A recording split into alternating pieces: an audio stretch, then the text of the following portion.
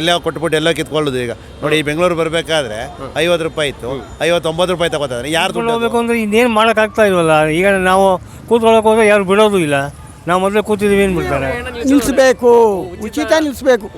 ಅದು ನಿಲ್ಲಿಸ್ತ್ರೇನೆ 60 ವರ್ಷ ಮೇಲ್ಪಟ್ಟವ್ರಿಗೆ ಅವ್ರಿಗೂ ಫ್ರೀ ಮಾಡಬೇಕು, ಅವ್ರಿಗೂ ಸೀಟ್ ಸಿಕ್ಕಂಗೆ ಮಾಡಬೇಕು. ಗಂಡಸ್ರುಗಳಿಗೆ ಮಾಡಬೇಕು, ಕಾಸು ಕೊಟ್ಟಿರ್ತೀವಿ, ಅವ್ರಿಗೆ ಸೀಟ್ ಕೊಡಬೇಕು. ಈ ಲೇಡೀಸು ಫ್ರೀಯಾಗಿರೋದ್ರಿಂದ ನಿಂತ್ಕೋಬೇಕು. ಕ್ಷಣಕ್ಕೆ ಆ ಎಲೆಕ್ಷನ್ ಮೂಮೆಂಟಲ್ಲಿ ಏನು ಮಾಡಬೇಕೋ ಅದನ್ನು ಮಾಡ್ತಾರೆ. ಅಂಗವಿಕಲರಿಗೆ ಎಲ್ಲರೂ ಬಿಡೋದಿಲ್ಲ ಸೀಟ್ಗಳು.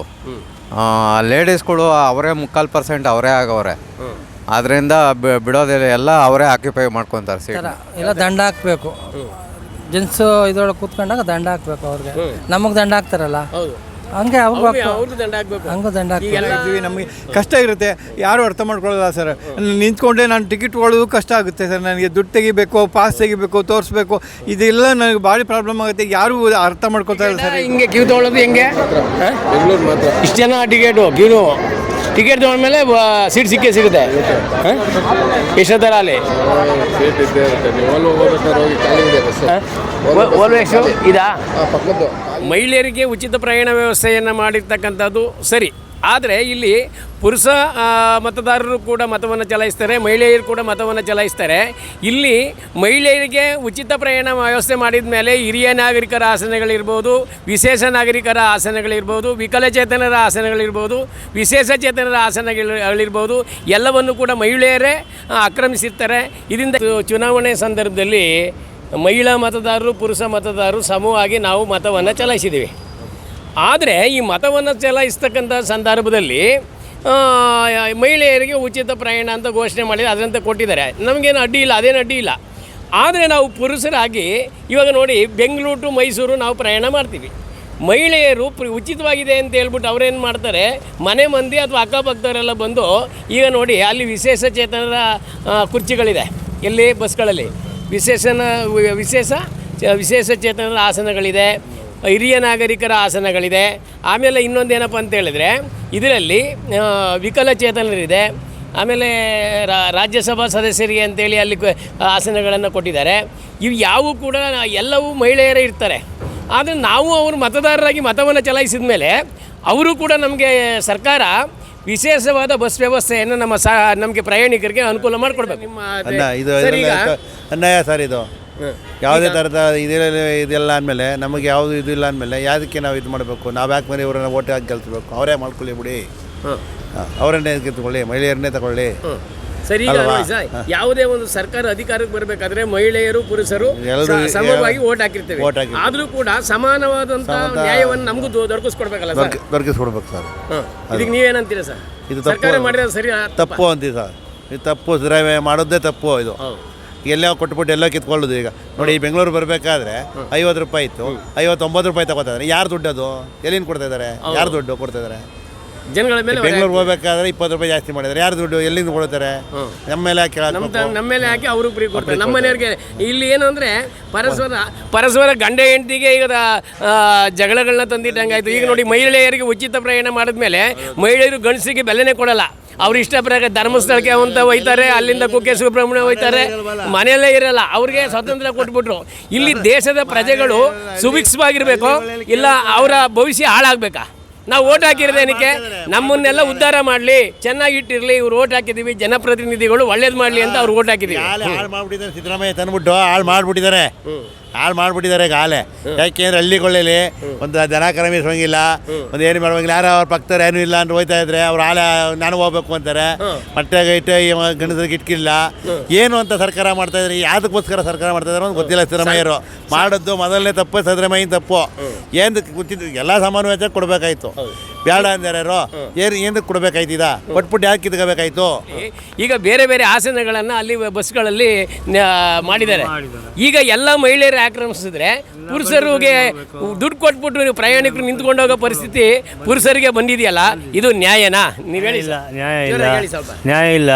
ಏನು ಮಾಡೋಕ್ಕಾಗ್ತದೆ? ಈಗ ಯಾರಿಗೂ ನಮಗೆ ರೆಸ್ಪಾನ್ಸ್ ಇಲ್ಲ. ಸುಮ್ಮನೆ ಈಗ ನೀವು ಹೇಳ್ತೀರಾ, ನಾನು ಹೇಳ್ತೀನಿ, ಎಲ್ಲರೂ ಹೇಳ್ತೀವಿ, ಬಟ್ ಪ್ರಾಕ್ಟಿಕಲಾಗಿ ಯಾರೂ ಆಗ್ತಾಯಿಲ್ಲ. ಇದಕ್ಕೆ ಸಂಬಂಧಪಟ್ಟಂಥ ಸಾರಿಗೆ ಮಂತ್ರಿಗಳು, ಇದಕ್ಕೆ ಸಂಬಂಧಪಟ್ಟಂತೆ ಸಾರಿಗೆ ಮಂತ್ರಿಗಳಾಗಿರ್ಬೋದು, ಮುಖ್ಯಮಂತ್ರಿಗಳಾಗಿರ್ಬೋದು, ಜನಸಾಮಾನ್ಯರ ಪುರುಷರ ಇದು ಪ್ರಯಾಣದ ಅವ್ಯವಸ್ಥೆಯನ್ನು ಸರಿಪಡಿಸಿದರೆ ಒಳ್ಳೆಯದು ಅಂತೀರಾ? ಮುಂದಿನ ಚುನಾವಣೆಯಲ್ಲಿ ಬರಬೇಕು ಅಂದರೆ ಈ ವ್ಯವಸ್ಥೆಯನ್ನು ಸರಿಪಡಿಸಬೇಕು. ಇಲ್ಲಾಂದರೆ ಸಾರ್ವಜನಿಕರು ಬೇಸತ್ತು ಅವರು ಯಾವ ಫ್ರೀ ಕೊಟ್ಟರು ಓಟ್ ಹಾಕಲ್ಲ. ಅದು ಅವ್ರನ್ನ ಮನಗೊಂಡು ಇದನ್ನು ಆದಷ್ಟು ಪುರುಷರಿಗೂ ಕೂಡ ಸಾರಿಗೆ ವ್ಯವಸ್ಥೆ ಅನುಕೂಲ ಮಾಡಬೇಕು. ಅನುಕೂಲ ಮಾಡಬೇಕು ಸರ್. ಹೇಳಿ. ಈಗ ನಿಂತ್ಕೊಂಡು ಹೋಗ್ಬೇಕು ಅಂದರೆ ಇನ್ನೇನು ಮಾಡೋಕ್ಕಾಗ್ತಾ ಇಲ್ವಲ್ಲ. ಈಗ ನಾವು ಕೂತ್ಕೊಳ್ಳೋಕೆ ಹೋದ್ರೆ ಯಾರು ಬಿಡೋದು ಇಲ್ಲ. ನಾವು ಮೊದಲೇ ಕೂತಿದ್ದೀವಿ ಏನು ಬಿಡ್ತಾರೆ. ಆಗ ಇನ್ನೊಂದು ಲೇಡೀಸ್ಗೆ ಪ್ರಾಮಿಸ್ ಮೊದಲಿಂದ ಕೊಟ್ಕೊಂಬಂದರು, ಅದು ಈಗ ಅಡ್ವಾಂಟೇಜ್ ತೊಗೊಳ್ತಾ ಇದ್ದಾರೆ. ಆಗಿದೆ ಅಂದರೆ ಬರೋಲ್ಲ ಆಮೇಲೆ ಒಳ್ಳೆ ಇದೇನು ತೂಕಲ್ಲ, ಒಳ್ಳೆಯವ್ರಿಗೆ ಒಳ್ಳೆಯದೇ ಅದು. ಹೌದು ಒಳ್ಳೆಯವ್ರಿಗೆ ಒಳ್ಳೆಯದೇ, ಹೌದು. ತಿಳಿದವ್ರಿಗೆ ಕೆಟ್ಟಿದ್ದು, ತಿಳಿದವ್ರಿಗೆ ಕೆಟ್ಟಿದ್ದೇ ಇದು, ಕೆಟ್ಟಿದ್ದೆ. ಆಮೇಲೆ ಈಗ ಏನಂದರೆ, ಈಗ ಪುರುಷರಿಗೆ ಈಗ ಹಿಂದೆ ಎಲ್ಲ ಇತ್ತು ಮಹಿಳೆಯರ ಆಸನಗಳನ್ನು ಬಿಟ್ಟು ಕೊಡದೆ ದಂಡ ವಿಧಿಸಲಾಗುತ್ತೆ ಅಂತ. ಈಗ ಪುರುಷರ ಆಸನಗಳನ್ನ ಬಿಟ್ಟು ಮಹಿಳೆಯರು ಬಿಟ್ಟು ಕೊಡದೇ ಇದ್ರೆ ದಂಡ ವಿಧಿಸ್ತೀವಿ ಅಂತ ಎಲ್ಲರೂ ಹಾಕಿದಾರಾ? ಇಲ್ಲ. ಯಾಕೆ ಪ್ರಜಾಪ್ರಭುತ್ವ ವ್ಯವಸ್ಥೆಯಲ್ಲಿ ಸಮಾನತೆಯನ್ನು ಯಾಕೆ ಸರ್ಕಾರಗಳು ಕಾಪಾಡ್ತಾ ಇಲ್ಲ ಅಲ್ವೇ? ಮಾಡಲೇಬೇಕು, ಮಾಡಬೇಕು. ಒಂದು ಹೇಳ್ತೀನಿ ಕೇಳಿ, ಪುರುಷರನ್ನು ಹಿರಿಯ ನಾಗರಿಕರ ಆಸನಗಳನ್ನು, ಆಮೇಲೆ ಇದು ವಿಶೇಷ ಚೇತನರ ಆಸನಗಳನ್ನು, ವಿಕಲಚೇತನರ ಆಸನಗಳನ್ನು ಬಿಟ್ಟುಕೊಡಬೇಕು ಅಂತೇಳಿ ಇವರು ಎಲ್ಲೂ ಕಾನೂನೇ ಮಾಡ್ತಾ ಇಲ್ಲ. ಈಗ ಯಾಕೆ ಇದು ಈ ತಾರತಮ್ಯ ಯಾಕೆ? ಈಗ ನಾನು ಕಣ್ಮಟ್ಟಿಗೆ ನೋಡ್ಕೊಂಬಂದೆ, ವಯಸ್ಸಾಗಿರೋ ಸೀಟ್ನಾಗ ಹೆಂಗಸರು ಕೂತ್ಕೊಂಡ್ಬಿಟ್ಟವ್ರೆ. ನಾವು ಮಾತಾಡ್ಸಂಗಿಲ್ಲ ಅವ್ರನ್ನ. ಮಾತಾಡಿದ್ರೆ ಗರ್ರ ಹೊಡಿತೀನಿ ಕಪ್ಪಾಳ್ಕೆ ಅಂತಾರೆ. ಅವಾಗ ಏನು ಹೇಳ್ತೀರಾ? ಇದು ಸರ್ಕಾರ ತಪ್ಪು. ಬರ್ತಾರೆ ಸರ್ಕಾರ. ನಿಮ್ಮ ಅಭಿಪ್ರಾಯ ಏನು ಹೇಳಿ? ಈಗ ಇಲ್ಲ ಸ್ವಾಮಿ, ಈ ಬಸ್ ನಿಲ್ಸೋದು ಒಳ್ಳೇದು. ಈ ಬಸ್ಸು ಫ್ರೀ ಬಸ್ ನಿಲ್ಸೋದು ಒಳ್ಳೇದು. ಅಲ್ಲ, ಬಸ್ ನಿಲ್ಸೋದು ಬೇಡಿ. ಅಲ್ಲಲ್ಲ, ಪ್ರಯಾಣಿಕರನ್ನ ನಿಲ್ಲಿಸ್ಬೇಕು. ಈ ಫ್ರೀ ನಿಲ್ಲಿಸ್ಬೇಕು, ಉಚಿತ ನಿಲ್ಲಿಸ್ಬೇಕು.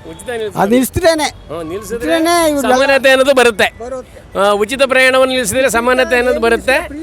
ಗಂಡು ಮಕ್ಕಳಿಗೆ ಗೌರವ ಸಿಗುತ್ತೆ, ಹಿರಿಯರಿಗೂ ಕೂಡ ಗೌರವ ಸಿಗುತ್ತೆ. ಇಲ್ಲ ಅಂದರೆ ಗಂಡು ಮಕ್ಕಳನ್ನ ಯಾವ ಲೆಕ್ಕಕ್ಕೂ ಇಟ್ಕೊಳ್ಳೋದಿಲ್ಲ. ಅವ್ರವ್ರ ಒಗ್ಗಟ್ಟೆ ತಿಳ್ಬಿಟ್ಟು ಹೊರಟಾಯ್ತಿರ್ಬೇಕಾರೆ ಹೆಂಗಸ್ರೆ. ಸರ್ಕಾರ ಈ ಥರ ಮಾಡೋದ್ರಿಂದ ನಿಮ್ಗೆ ಸೀಟ್ ಬೇಕು ಅನ್ಸಲ್ವಾ? ಈಗ ಮೈಸೂರು ಬೇಕು, 2 ಅವರ್ ನಿಂತ್ಕೊಂಡು ಹೋಗ್ತೀರಾ ನೀವು? ನಿಂತ್ಕೊಂಡು ಹೋಗೋಕ್ಕೆಲ್ಲ ಆಗುತ್ತೆ ಸರ್. ಈಗ ಕಾಸು ಕೊಟ್ಬಿಟ್ಟು ನಿಂತ್ಕೊಂಡು ಹೋಗೋ ಪರಿಸ್ಥಿತಿ ಬಂದಿದೆಯಲ್ಲ. ಹೌದು, ಬಂದಿದೆ. ಇದು ಪ್ರಾಬ್ಲಮ್. ಮಹಿಳೆಯರಿಗೆ ಉಚಿತ ಪ್ರಯಾಣವನ್ನು ಮಾಡಿದ್ದಾರೆ, ಒಳ್ಳೆಯದು, ನಾವೇನು ಬೇಡ ಅನ್ನಲ್ಲ. ಆದರೆ ಪುರುಷರಿಗೂ ಕೂಡ ಅದೇ ರೀತಿ 60 ವರ್ಷ ಮೇಲಾದವ್ರಿಗೆ, ಪುರುಷರಿಗೂ ಕೂಡ 60 ವರ್ಷ ಮೇಲಾದವ್ರಿಗೆ ಫ್ರೀ ಕೊಡ್ಬೋದು. ಪಾಪ ಅವ್ರು ನಿಂತ್ಕೊಳ್ಳೋಕ್ಕಾಗಲ್ಲ, ಕಾಸು ಕೊಟ್ಬಿಟ್ಟು ಪ್ರಯಾಣವನ್ನು ನಿಂತ್ಕೊಂಡು ಪ್ರಯಾಣ ಮಾಡಬೇಕು. ಇಂಥ ವಾತಾವರಣ ನೀವೇನು ಹೇಳ್ತೀರಾ? ಇದು ವಾತಾವರಣ ಸರಿ ಇಲ್ಲ ಸರ್. ಇದು ಏನಂದರೆ 60 ವರ್ಷ ಮೇಲ್ಪಟ್ಟವ್ರಿಗೆ ಅವ್ರಿಗೂ ಫ್ರೀ ಮಾಡಬೇಕು, ಅವ್ರಿಗೂ ಸೀಟ್ ಸಿಕ್ಕೋಂಗೆ ಮಾಡಬೇಕು ಸರ್ಕಾರದಿಂದ. ಅದೊಂದೇ ಕೇಳೋದು. ಈಗ ಕಾಸು ಕೊಟ್ಬಿಟ್ಟು ನೀವು ಕಾಸು ಕೊಟ್ಬಿಟ್ಟು ನಿಂತ್ಕೊಂಡು ಹೋಗ್ಬೇಕು 2 ಗಂಟೆ. ಆಮೇಲೆ ಅದೇ ಮಹಿಳೆಯರು ಕೂತ್ಕೊಂಡು ಹೋಗ್ತಾರೆ, ಸಪೋರ್ಟ್ ಮಾಡಲ್ಲ. ಇದ್ರ ಬಗ್ಗೆ ಏನು ಹೇಳ್ತೀರಾ? ಹೌದಲ್ವ ಸರ್? ಈಗ ನನಗೆ ಹುಷಾರೇ ಇಲ್ಲ, ನಾನು ಎಲ್ಲಿ ಗಂಟೆ ನಿಂತ್ಕೋಬೇಕಾಯ್ತದೆ. ಆದರೆ ಅವರು ನಮಗೆ ಜಾಗನೇ ಕೊಡೋದಿಲ್ಲ. ಆದರೆ ನನ್ನ ಪ್ರಕಾರದಲ್ಲಿ ಫಸ್ಟು ಗಂಡಸ್ರುಗಳಿಗೆ ಏನು ಮಾಡಬೇಕು, ಕಾಸು ಕೊಟ್ಟಿರ್ತೀವಿ, ಅವ್ರಿಗೆ ಸೀಟ್ ಕೊಡಬೇಕು. ಈ ಲೇಡೀಸು ಫ್ರೀಯಾಗಿರೋದ್ರಿಂದ ನಿಂತ್ಕೋಬೇಕು ಸರ್. ಅವ್ರತ್ರಗೂ ಸಹ ಏಜ್ ಆಗಿರ್ತಾರೆ, ಏಜ್ ಆಗಿರೋಂಥವ್ರು ಕುತ್ಕೊಳ್ಳಿ. ಸ್ವಲ್ಪ ಹುಡುಗಿರೆಲ್ಲ, ಇವರು ಮಾಮೂಲಿ ಕಾಲೇಜ್ ಹುಡುಗಿರೆಲ್ಲ ಕುತ್ಕೊಬಿಟ್ಟಾಗ ನಮ್ಮಂಥ ಗಂಡಸ್ರುಗಳಿಗೆ ಏನಾಯ್ತಾ ಇರ್ತದೆ, ನಿಂತ್ಕೊಂಡು ನಮ್ಮಂಥ ವಯಸ್ಸಾದವರು ಭಾರಿ ಪ್ರಾಬ್ಲಮ್ ಆಯ್ತದೆ, ಕಷ್ಟ ಆಗ್ತದೆ. ಏನು ಸರ್? ಆದ್ರೂ ಸರ್ ಅದು ಫ್ರೀ ಸ್ಕೀಮು ಕೊಟ್ಟಿರೋದು ಸರಿ, ಆದ್ರೂ ಅದು ಏಕಕಾಲ ಇರಲ್ಲ ಅಂತ ನನ್ನ ಅನಿಸಿಕೆ. ವ್ಯವಸ್ಥೆ ಸರಿ ಇಲ್ಲ, ವ್ಯವಸ್ಥೆನೇ ಸರಿ ಇಲ್ಲ. ಏಕೆಂದರೆ ಅವರು ಯಾವುದೋ ರಾಜಕೀಯಕ್ಕೋಸ್ಕರ ಹಂಗೆ ಮಾಡಿದ್ರೆ ನಾವು ಗಂಡಸ್ರುಗಳು ಏನು ಮಾಡೋದು? ಬರೀ ಲೇಡೀಸೇ ಬೇಕು ಅಂದಾಗ ಜೆಂಟ್ಸ್ರಿಗೂ ಬಿಡಿ ಫ್ರೀ ಸೀಟು. ನಾನು ಓಟ್ ಹಾಕ್ತೀನಿ, ಮಹಿಳೆಯರು ಓಟ್ ಹಾಕ್ತಾರೆ, ನಾವು ಓಟ್ ಹಾಕ್ತೀವಿ. ಈ ಸಾರಿಗೆ ಮಂತ್ರಿಗಳಾಗಲಿ ಮುಖ್ಯಮಂತ್ರಿಗಳಾಗಲಿ ನೋಡಿ, ನಾವು ಮತ ಹಾಕ್ತಕ್ಕಂಥವ್ರು ಅವ್ರು ನೋಡಿ ಲಕ್ಷಾಂತರ ರೂಪಾಯಿ ವೇತನವನ್ನು ಪಡಿತಾರೆ, ಅವರಿಗೆ ಸವಲತ್ತುಗಳನ್ನ ಪಡ್ಕೋತಾರೆ, ಸೆಕ್ಯೂರಿಟಿಗಳನ್ನ ಪಡ್ಕೋತಾರೆ. ನೀವು ಯಾವ ಸೆಕ್ಯೂರಿಟಿನೂ ಇಲ್ಲ. ಆದರೆ ಅಟ್ಲೀಸ್ಟು ನಾವು ಮತವನ್ನು ಚಲಾಯಿಸಿದ ಮೇಲೆ ನಮಗೆ ಹೋಗೋಕ್ಕೆ ಬರೋದಕ್ಕೆ ಸಾರಿಗೆ ವ್ಯವಸ್ಥೆ ಅದು ಸರಿ ಇರಬೇಕಲ್ವ ಸರ್? ಇದ್ರ ಬಗ್ಗೆ ನೀವೇನು ಹೇಳ್ತೀರಾ? ಖಂಡಿತವಾಗ್ಲೂ ನೀವು ಹೇಳೋದು ನಮ್ಗೆ ಅರ್ಥ ಆಗುತ್ತೆ. ಏಕೆ ಅಂತಂದರೆ ಇವಾಗ ಮಹಿಳೆಯರಿಗೆ ಪ್ರಾಧಾನ್ಯತೆ ಕೊಡಬೇಕು, ನಿಜ ಒಪ್ಕೋತೀನಿ. ಆದರೆ ನಮ್ಮಲ್ಲಿ ಪ್ರತಿಯೊಂದು ಮನೆಯಲ್ಲೂ ಕೂಡ ಮಹಿಳೆಯರಿದ್ದಾರೆ. ಆಗಿನ ಕಾಲದಲ್ಲೂ ಕೂಡ ಮಹಿಳೆಯರಿಗೆ ಎಲ್ಲೇ ಒಂದು ಪ್ರವಾಸ ಹೋಗಬೇಕಾದ್ರೆ ಎತ್ತಿನ ಬಂಡಿನಲ್ಲಿ ಮಹಿಳೆಯರನ್ನ ಎತ್ತಿನ ಗಾಡಿಯಲ್ಲಿ ಕೂರಿಸ್ತಾಯಿದ್ರು, ಪುರುಷರು ನಡ್ಕೊಂಡು ಹೋಗ್ತಾಯಿದ್ರು, ಒಪ್ಕೊಳ್ಳೋಣ. ಆದರೆ ಈಗ ಏನಾಗಿದೆ ಅಂದರೆ ಮಹಿಳೆಯರು ಫುಲ್ಲು ಈ ಥರ ಉಚಿತ ಮಾಡಿಬಿಟ್ಟು ಎಲ್ಲರಿಗೂ ತೊಂದರೆ ಆಗಿದೆ. ಅಂಗವಿಕಲರಿಗೆ ಸೀಟ್ ಕೊಡಲ್ಲ, ಅವ್ರು ಕಾಣಿಸ್ತಾರೆ. ಅಂದರೆ ಅವ್ರಿಗೆ ರಿಸರ್ವೇಷನ್ ಇದೆ ಪಾಪ, ಇವ್ರಿಗಿನ್ನ ಮುಂಚಿತವಾಗ್ಲೂ ಇದೆ. ಮಾಡ್ಕೊಂಡ್ಬಂದಿದ್ದಾರೆ. ಹಿರಿಯ ನಾಗರಿಕರಿಗೂ ಕೂಡ ಇದೆ. ಯಾಕೆ ನಾವು ಕೂಡ ಒಂದು 60-70 ವರ್ಷ ಆದಮೇಲೆ ನಮಗೂ ಕೂಡ ಅದೇ ಪ್ರಾಬ್ಲಮ್. ಏಕೆಂದರೆ ಅವ್ರು ನಿಂತ್ಕೊಳ್ಳೋಕ್ಕಾಗಲ್ಲ, ಆದರೂ ಸೀಟ್ ಕೊಡಲ್ಲ. ಒಂದು ಸಾರಿ ಕೂತ್ಕೊಂಡ್ಮೇಲೆ ಮತ್ತೆ ಸೀಟ್ ಕೊಡಲ್ಲ. ಯಾಕೆ ಅಂತಂದರೆ ಈಗ 75% ಲೇಡೀಸೇ ಬರ್ತಾಯಿದ್ದಾರೆ ಒಂದು ಬಸ್. ಸಾರ್ವಜನಿಕ ಬಸ್ಗಳಲ್ಲಿ ಇವತ್ತು ದಿನ 75% ಅವರೇ ಓಡಾಡ್ತಾ ಇರೋದ್ರಿಂದ ಈ ಥರ ತುಂಬ ಹಿಂಸೆ ಆಗ್ಬಿಟ್ಟಿದೆ. ಇದು ಯಾಕಾದರೂ ಇನ್ನೊಂದು ಇದರ ಸಾರಿಗೆ ಮಂತ್ರಿಗಳಾಗಿರೋ ಮುಖ್ಯಮಂತ್ರಿಗಳಾಗಲಿ ಇದನ್ನ ನಮ್ಮಂಥ ಸಾರ್ವಜನಿಕರ ಅಹವಾಲುಗಳನ್ನ ಸ್ವೀಕಾರ ಮಾಡಿ ಇವರು ಪುರುಷರಿಗಾಗಿ ವಿಶೇಷ ಬಸ್ ವ್ಯವಸ್ಥೆಯನ್ನು ಮಾಡ್ಬೋದಲ್ಲ? ಅವ್ರಿಗೆ ಏನು ಗೊತ್ತಾ, ವೋಟ್ ಬ್ಯಾಂಕಿಂಗು. ವೋಟ್ನ ಯಾವ ಥರ ತಗೋಬೇಕು ಆ ಥರ, ಅದಕ್ಕೋಸ್ಕರ ಯಾವ್ಯಾವ ಸ್ಕೀಮ್ಗಳನ್ನ ಮಾಡಬೇಕು ಅದು ಮುಖ್ಯನೇ ಹೊರತು ಜನಗಳ ಪರಿಸ್ಥಿತಿ ಮುಖ್ಯ ಅಲ್ಲ ಅವ್ರಿಗೆ. ಅಧಿಕಾರಿಗಳೇ ಆಗಲಿ ರಾಜಕಾರಣಿಗಳೇ ಆಗಲಿ ಅವ್ರಿಗೇನು ಗೊತ್ತಾ, ಆ ತಕ್ಷಣಕ್ಕೆ ಆ ಎಲೆಕ್ಷನ್ ಮೂಮೆಂಟಲ್ಲಿ ಏನು ಮಾಡಬೇಕೋ ಅದನ್ನು ಮಾಡ್ತಾರೆ. ನಮಗೆಲ್ಲರೂ ಗೊತ್ತಿರೋ ಥರ ಲಂಚ ಅವತಾರ ಈ ಪೊಲೀಸ್ ಸ್ಟೇಷನ್ಗೆ ಹೋದ್ರೆ ಏನು ಮಾಡ್ತಾರೆ, ಯಾರೋ ಅದೇ ತಗೊಳ್ತಾರೆ. ಆದರೆ ಅಲ್ಲಿ ಏನಾಗಿದೆ ಅಂದರೆ ಎಲೆಕ್ಷನ್ ಟೈಮಲ್ಲಿ ನಿಮ್ಮೂರಲ್ಲಿ ದುಡ್ಡು ಹಂಚಿಲ್ವಾ, ನಮ್ಮೂರಲ್ಲಿ ದುಡ್ಡು ಹಂಚಿಲ್ವಾ, ಎಲ್ಲರ ಕಣ್ಣು ಮುಂದೆಗಡೆನೂ ದುಡ್ಡು ಹಂಚ್ತಾರೆ, ವೋಟ್ ಮಾಡಿಸ್ತಾರೆ. ಹಾಂ, ಅದು ಕಣ್ಣೆದುರುಗಡೆ ನಡೆಯುವಂಥ ಲಂಚ, ಅದನ್ನ ಯಾರು ತಡೆಯೋದಿಲ್ಲ. ಅದೇ ಅಧಿಕಾರಿಗಳು ಫಸ್ಟು ಅವ್ರ ಅಧಿಕಾರಿಗಳಿಗೆ ಗೊತ್ತಿಲ್ವಾ ಯಾವ್ಯಾವ ಊರು, ಪ್ರತಿಯೊಂದು ಊರಲ್ಲಿ ಗ್ರಾಮದಲ್ಲೂ ಕೂಡ ದುಡ್ಡು ಕೊಟ್ಬಿಟ್ಟೆ ಓಟ್ ಹಾಕ್ಸ್ಕೊಳ್ಳೋದು. ಯಾರಾದರೂ ಬಂದು ಹೇಳಿ ನಮ್ಮ ಎದುರುಗಡೆ, ಯಾರು ನಾವು ಆ ಥರ ಮಾಡಲ್ಲ ಅಂತ ಹೇಳಿ. ನಿಮ್ಮ ಕಣ್ಣು ಮುಂದೆ ನಡೆದಿಲ್ವಾ? ಮತ್ತೆ ಪೊಲೀಸರ ಕಣ್ಣು ಮುಂದೆ ನಡೀತದೆ, ಅದು ಯಾರು ಮಾಡಲ್ಲ. ಈ ಬಡವ್ರ ಬಗ್ಗರು ಮಧ್ಯಮ ವರ್ಗದಂಥ ಜನಗಳಿಗೇನೆ ಇದು ಪ್ರಾಬ್ಲಮ್ಮು. ಫ್ರೀ ಸ್ಕೀಮ್ ಹೇಳ್ತಲ್ವ ನಾನು ಇವಾಗ, ಅದನ್ನೇ ಹೇಳಿದ್ದು. ಓಟ್ ಬೇಕಾದಾಗ ಅವರು ಓಟ್ಗೋಸ್ಕರ ಎಂಥ ಸ್ಕೀಮ್ಗಳನ್ನ ಮಾಡ್ತಾರೆ, ಆದರೆ ಅನುಭವಿಸ್ಬೇಕಾದಾಗ ಯಾರೂ ಬರಲ್ಲ, ಅದ್ರ ಬಗ್ಗೆ ಗಮನ ಹರಿಸಲ್ಲ. ಸರ್, ಇದು ಅಂಗವಿಕಲರಿಗೆ ಎಲ್ಲರೂ ಬಿಡೋದಿಲ್ಲ ಸೀಟ್ಗಳು. ಲೇಡೀಸ್ಗಳು ಅವರೇ 3% ಅವರೇ ಆಗವ್ರೆ. ಆದ್ದರಿಂದ ಬಿಡೋದಿಲ್ಲ, ಎಲ್ಲ ಅವರೇ ಆಕ್ಯುಪೈ ಮಾಡ್ಕೊತಾರೆ ಸೀಟ್ನ. ಜೆಂಟ್ಸು